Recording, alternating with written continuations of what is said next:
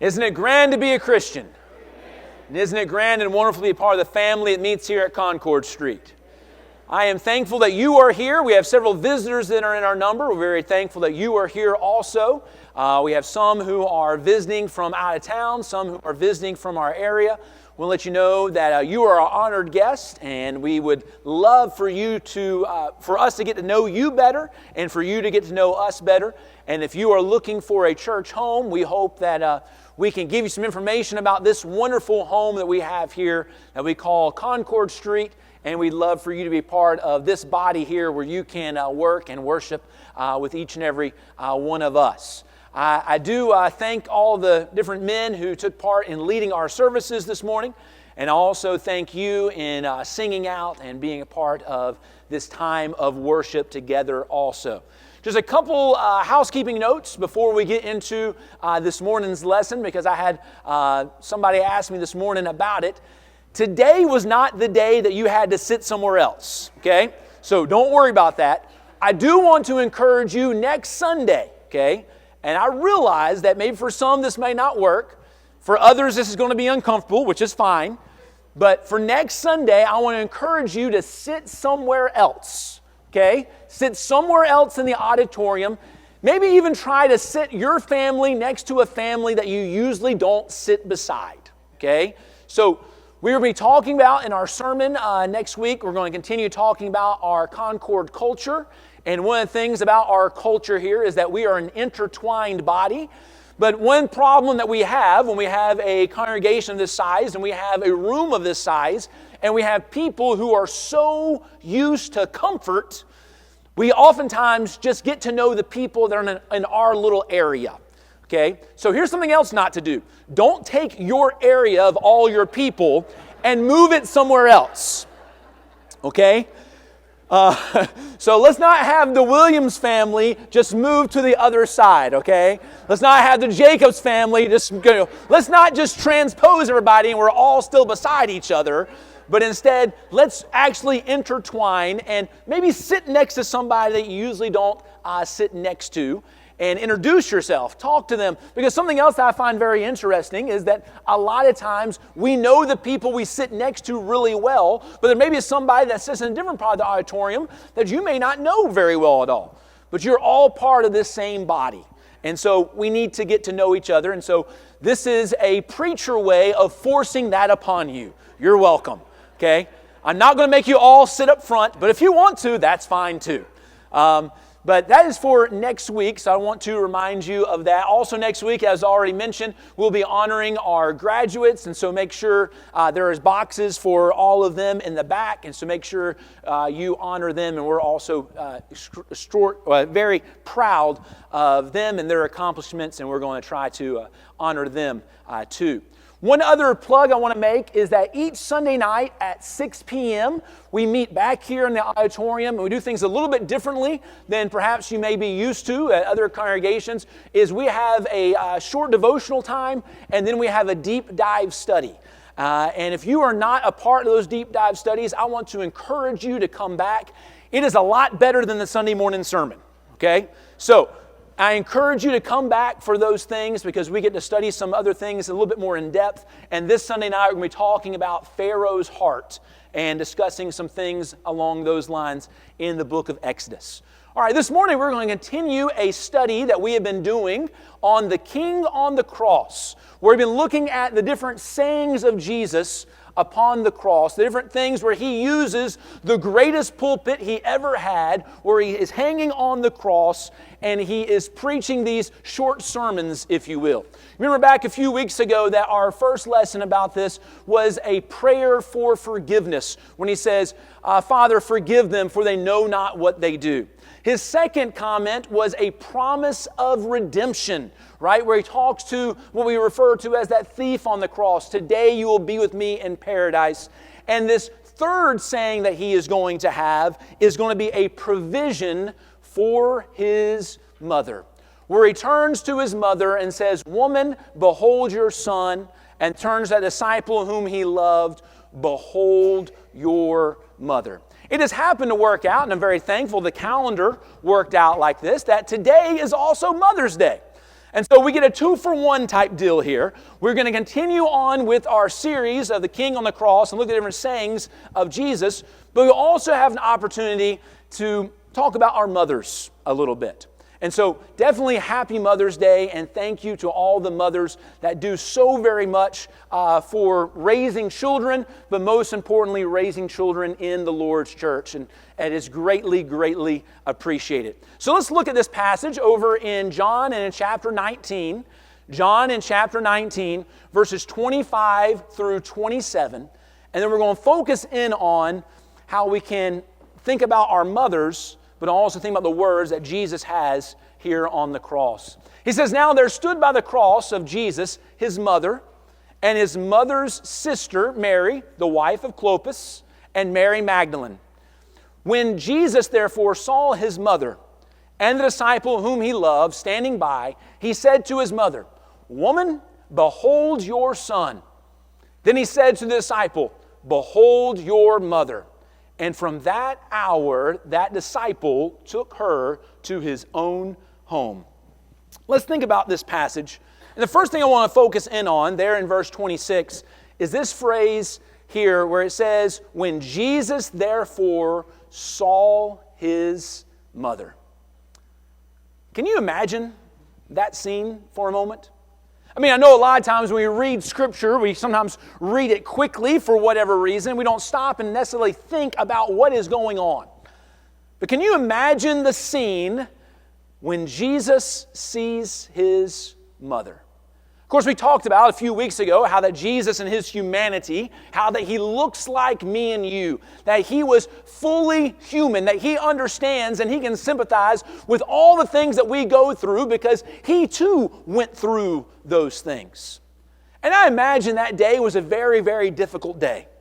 But I also imagine that day that Jesus in many ways was very, very strong.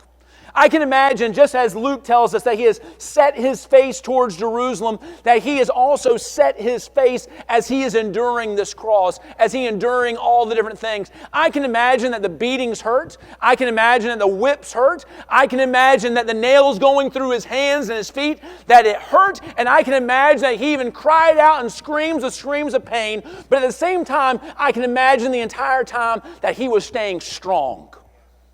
He was strong while he was on the cross.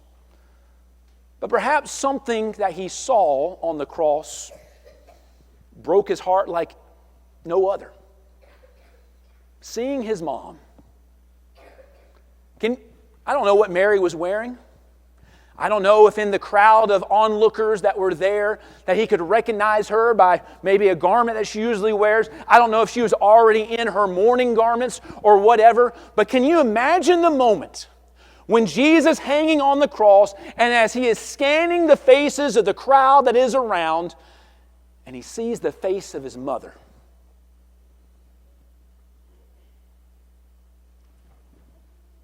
How that might affect him.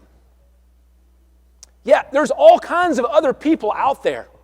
There's all kinds of individuals out there. There are some out there that are wagging their heads. There are some out there that are shouting insults. But there's one out there that was the first one for him to hear the words, "I love you." There was one out there that had held him, that had nursed him, that had cared for him. There was one out there that when he was young, when he would fall down, when he would skin his knee, if you will, on the streets of Nazareth, that would kiss the wound and make it all better. But now, hanging on that cross, those wounds that are there and the tears that perhaps are coming down his eyes as he sees the face of his mother, but his mother is unable to wipe those tears away. I just wonder what the scene must have been like. Not only the eyes of Jesus seeing his mother, but also Mary seeing her son. It's not the same son that she saw maybe earlier in that week. Maybe Mary was a part of that crowd that was gathered around as Jesus walked into Jerusalem on that colt of a donkey. Maybe she was part of the crowd that was laying down the palm branches, that was laying down the clothes for Jesus, the King of Israel, to come into Jerusalem. Maybe she was a part of that crowd, but now she was a part of a very different crowd, and Jesus looks very different. He is no longer on that donkey. He is no longer perhaps fresh and clean, but now he is dirty, he is beaten, he is bruised, he is swollen, he is bloodied from his head, from his hands, from his feet, from his back. But his mom still knows who he is. Even though he may look totally different, she sees him, and he sees her. Can you imagine some of the things that must have gone through Mary's mind in that moment? Of course, this is all me just trying to think about it, just trying to hypothesize about it. The scriptural record here does not tell us what is going through Mary's mind, but if those of you that are mothers, you can certainly imagine some things that may be going through her mind. Maybe she remembers Gabriel's announcement. Maybe she remembers many, many years ago, maybe some 30 years ago, where an angel came to her and spoke to her and said that you are highly favored and exalted above women, and how that you are so blessed that she should be rejoicing. But there is no amount of rejoicing in her heart at this moment. Maybe she remembers how that when she was talking to Gabriel, how she asked that question. She said, well, how can this be since I have never known a man? And then Gabriel responding, with God, all things are possible. But then maybe thinking in her mind, would it be possible for Christ to come down from that cross right now? Maybe she remembers when she presented that baby Jesus to the prophets, to the temple. And maybe she remembers when Simeon came to her and was giving her this prophecy, how that at some point in time, that there will be a sword that pierces her soul. Is this right now? Is that time?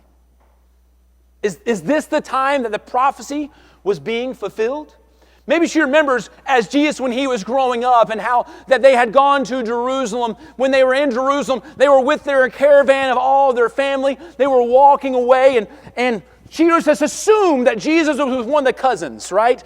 That he was just hanging out with somebody else. And then we start asking questions, where is Jesus? Where is Jesus? And we realize that he is still back in Jerusalem. And so she maybe remembers the fear that all of you as parents at some point in time, I mean, you've lost a kid, right? I mean, whether it be in a theme park or in a grocery store or in a department store or at church or wherever, you've lost a kid. And that one little moment of fear that perhaps comes up, where is? I had a kid, Lincoln, that decided one day just to leave the house when he was like 3 or 4 years old. And he just walked down the road, down the neighborhood. We didn't know where he went. He evidently was trying to pet a dog, because that makes sense. But we eventually found him. But there was a scare. There was a fear. Here also Mary, she's perhaps fearful. But where is Jesus? Where is he? Where is he? And then she gets to the temple and she finds him talking with the priest. And remember the words of Jesus, I must be about my Father's business. Well, if there ever was his Father's business, it was there on that cross. As he was coming to do as he was fulfilling what he came on earth to do in the first place. But when I think about what must have gone through Mary's mind, I also think about how that she must just have loved Jesus so much. There's a special thing that I am unable to do. I can love my children, but I can never love them like their mother does. That's a special type of love. I mean, that's just something that I am so thankful that God created mothers to love differently than I am able to love. I mean, I see it all the time. I'll tell my kids I love them, but Amber loves them. There's a difference there, right? Because when my kids get hurt, I go, hey, get up. It's okay. When my kids get hurt, Amber, oh. Because she loves them, right? I love them too, but there's a difference. I have never been able to love the way a mother loves, but thankfully I've experienced that love. And thankfully I've seen that love. And I wonder about the love of Mary right in this moment where she is looking up and she sees her son, her baby boy, hanging on that cross, and oh, how much she must have loved him. And how that sword must have pierced through her soul just as a spear would soon pierce through his side. But it is on that cross, when Jesus sees his mother, that he turns to her and says, "Woman, behold your son." Now, I realize that when we read this in English, this doesn't sound like a very nice thing to say. I encourage you as kids, young people, never go up to your mother and say, "Woman," about anything. That is not the right thing to do, okay? "Woman, fix me some chocolate milk." Not going to fly, okay? That is not the way it works. Do not do that. But Jesus, when he says woman here, it's not a term of rudeness, as we might think about it in our English vernacular, but this is simply just the way that Jesus refers to women, especially in the Gospel of John. So you have in John chapter 4, and there he meets a woman at the well. In John chapter 8, there is a woman, he calls her woman, the woman that was caught in adultery. And then twice, Jesus refers to his mother as woman. One time here at the cross, and another time over in John chapter 2.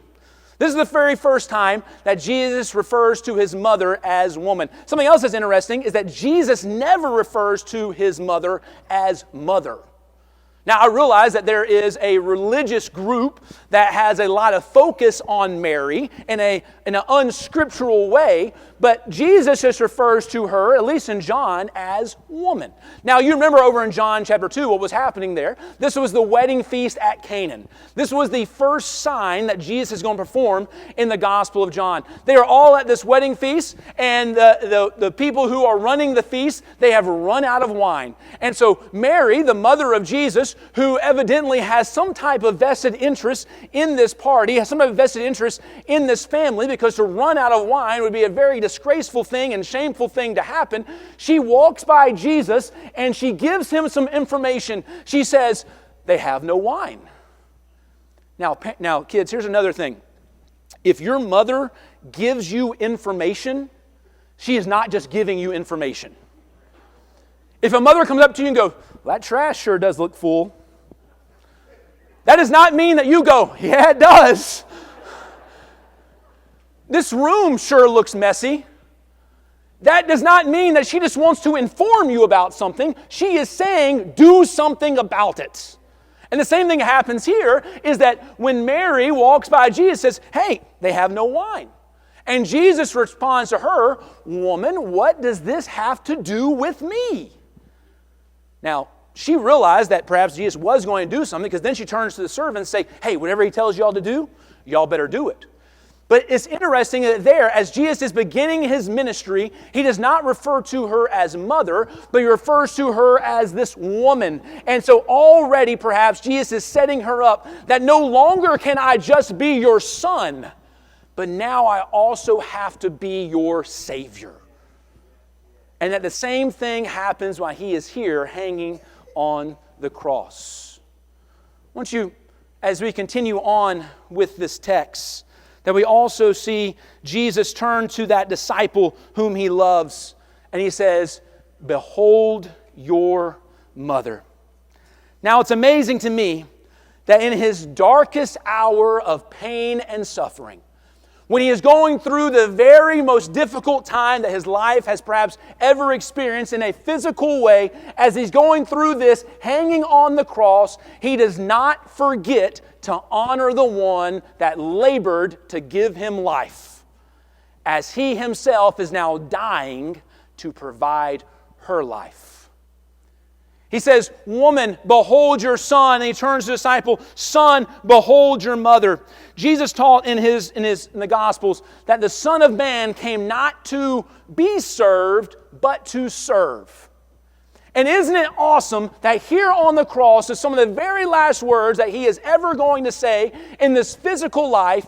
He is taking care of the one who has been one of the greatest servants in her life. And aren't mothers just amazing servants? I am amazed all the time, not only by my own upbringing and all the things that my mother did for me, but also in my children's upbringing and all the things that their mother does for them. Now, we realize that kids are kind of stupid sometimes, right? And they don't understand that. They don't get it. They grow up in a world that they just think that sometimes, because of the life that they have lived, at least the way it works in my household, that just sometimes food will just magically appear at a certain time of the night. It's just amazing that things will just suddenly appear in the refrigerator when you open it. And it's like, how did this happen? What magic is this? It's called a mother. And definitely, mothers are wonderful servants, but here in His last moments, Jesus is one who is being of service to the servant of His life, His mother. Now notice this also, that when He turns to that son, He says, behold your son, not behold your caretaker. Now, it's something we need to realize is that Jesus was not the only son of Mary. And it could very well be that Jesus could have just, Him being the oldest, okay, so Him being the oldest, it seems that Joseph has already died because he has been gone from the biblical record. We assume that he has died and that Mary is a widow and that perhaps that Jesus, being the oldest son, has to take care of her. But now He is dying and He is going to leave the care not to His physical siblings, but instead to this disciple, this John, who we consider who would be the disciple who Jesus loved. In this moment here, He does not give her a caretaker, but instead He gives her a family. His family, her family is dying on the cross. Jesus is dying on the cross. But here in this moment, He says, behold your son, not behold your caretaker. Because it's not just somebody that's going to take care of her. He is giving her a family on that cross. And it's so very important, and this becomes an important theme also in the Gospel of John, because there were Christians that were becoming Christians during that time, that when they became Christians, guess what they had to give up? Their family. There were Jewish brethren who were becoming Christians, and when they became Christians, they lost their family.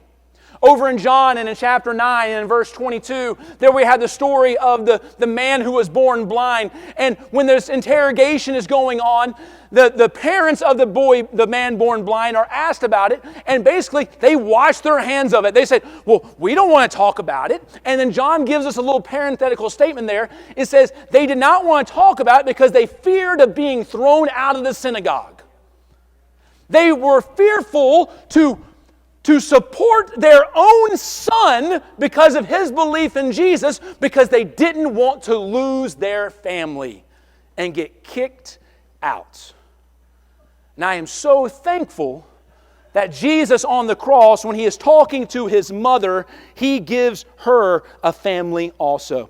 Now, this is not to say that blood families are not important, but here we have a little bit of a hint of the intent of what the church is supposed to be. The church is supposed to be a family that is united by blood, but not by physical blood that passes down from parents to children, down generation to generation, but by the blood of Christ that connects us all. Jesus, when He says to Mary and gives her this family, what the early church could look back at, they can look around and they could think about how that this is your family. I realize that you have been kicked out of the synagogue. I realize that you have been disowned by your parents. I realize that you have been disowned by your brothers and sisters. But guess what? When you come here, when you are united by the blood of Christ, you don't only get a Savior, but you get a family that you can share together. Just on a personal note, for me, my family lives about 8 hours away. And when tragedy struck my household, my life, it was this family that became that important family. People who do look nothing like me became my family. I may have told this story before, I'm not sure, but when I had the seizure and all those things, and I was taken to the emergency room, first of all, as we were sitting there and we were talking to the nurses and going through all different stuff, trying to get a brain scan and figure out all the things that are going on, we get a knock at the door of the emergency room there, and a nurse comes in and says, "There's someone here to see you." And I was surprised because, well, I don't know anybody that knows about this. Of course, I had been out of it, and everything's still pretty fuzzy from that night and those days that followed. And then that nurse said, "His name is UL." Which honestly is a strange name to have, right? And so that makes sense. But what was even better is her face after I said what I said next. I go, "Oh yeah, that's my brother."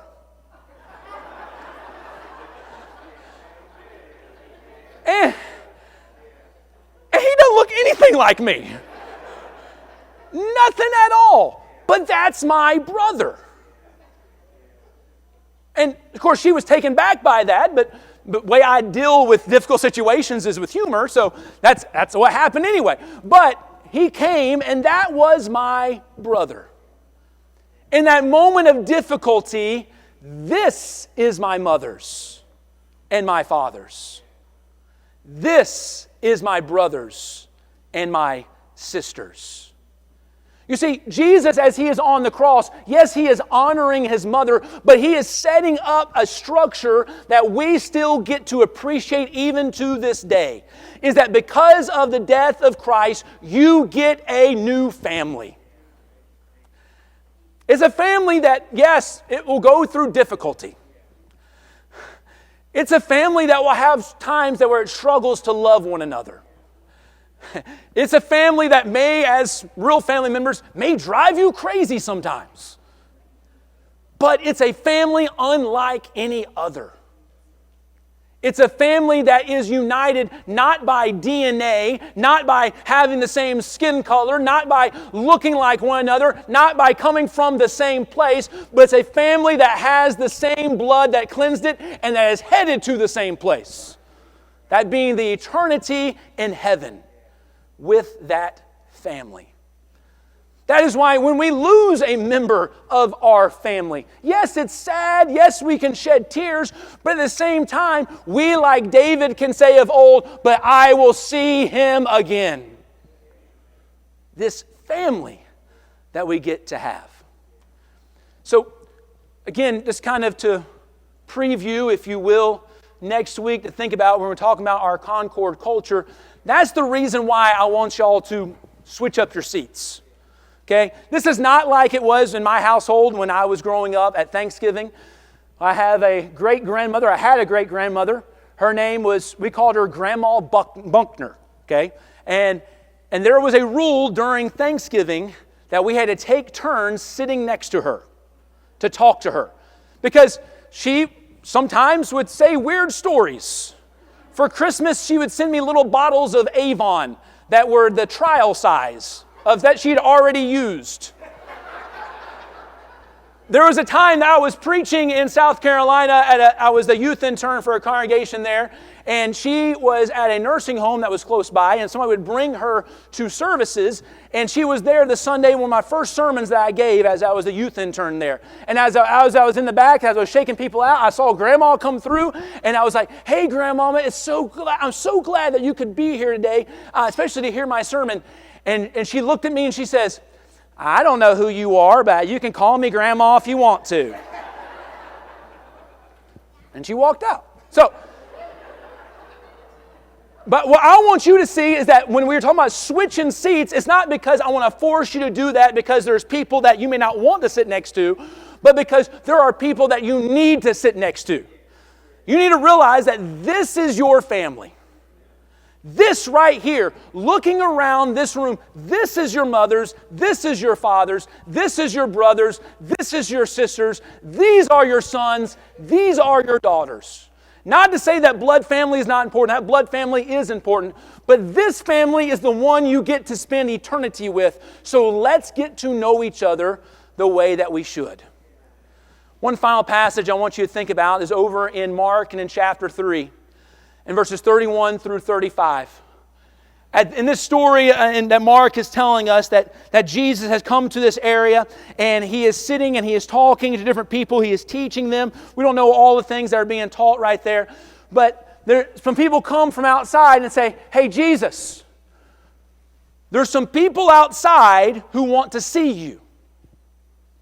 There's some people outside that are calling your name. They want to talk to you." And maybe Jesus goes, well, who is it? And they said, "It's your mother and your brothers." Now, we don't know all that is going on at this time. Maybe that they came just to protect Jesus because there were some things that were going on and people were upset at Jesus about different things. We know from other accounts that the brothers do not believe at this time. They don't believe until after the crucifixion and after the resurrection. Then they believe. But what's so interesting to me is what Jesus says next. As they have called out and said, "Your mother and your brothers are outside calling for you," Jesus looks around the circle of people that He is sitting with. And He says, "This is my mother. This is my brother. This is my sister. Everyone who does the will of the Father, these are my brothers and sisters. This is my family." This morning we have a great opportunity, of course, to celebrate mothers. And definitely I hope mothers feel celebrated today. But as we think about this earthly family, let us not forget about that spiritual family that you all can be a part of.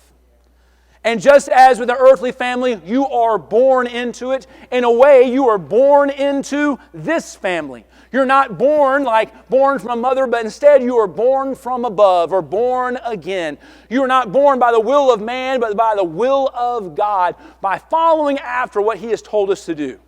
Of course, it is Paul that uses a different metaphor and how he says that we are not born into this family, but we are adopted into this family. If someone is adopted, they are still a member of that family. And we are adopted into this family so that we all can cry out to the Father, "Abba, Father," and He hears us. This is the most important family you can ever be a part of. Jesus on the cross provides for His mother, but Jesus also on the cross provides for each and every one of us. Not only giving us salvation, but also giving us a family. So my encouragement for each and every one of you is that if you're looking for a family that lasts, join this family. If you're looking for a family that's on its way to heaven, join this family. If you're looking for a family that has been cleansed from their sins, then this is the family to join. And Jesus, your brother, dies for you so that you can understand what you're supposed to do for the other brothers and sisters in this family. Be a part of this family. This is your mother's. This is your father's. This is your brothers. This is your sisters. This is your family. Come and join it today. So, if we can help you this morning, please come as we stand and sing.